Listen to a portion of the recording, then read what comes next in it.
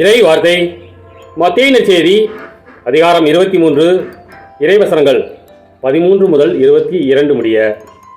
அக்காலத்தில் இயேசு கூறியது: வெளிவேடக்கார மறைநூல் அறிஞரே, பரிசேயரே, ஐயோ உங்களுக்கு கேடு!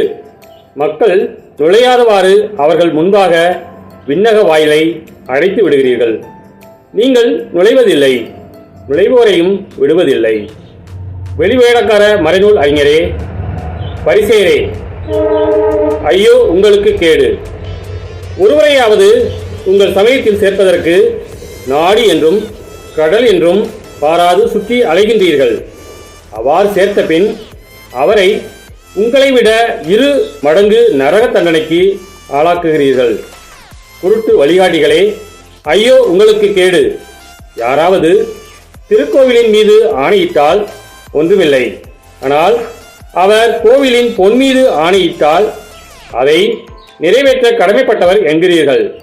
குருட்டு மடையரே, எது சிறந்தது? பொன்னை தூயதாக்கும் திருக்கோவிலா? யாராவது பலிப்பீடத்தின் மீது ஆணையிட்டால் ஒன்றுமில்லை. ஆனால் அவர் அதில் படைக்கப்பட்ட காணிக்கையின் மீது ஆணையிட்டால் அதை நிறைவேற்ற கடமைப்பட்டவர் என்கிறீர்கள். குருடரே, எது சிறந்தது? காணிக்கையா, காணிக்கையை தூயதாக்கும் பலிப்பீடமா? எனவே பலிப்பீடத்தின் மீது ஆணையிடுகிறவர் அதன் மீதும் அதன் மேலுள்ள அனைத்தின் மீதும் ஆணையிடுகிறார். திருக்கோவிலின் மீது ஆணையிடுகிறவர் அதன் மீதும் அதில் குடிக்கொண்டிருக்கிறவர் மீதும் ஆணையிடுகிறார்.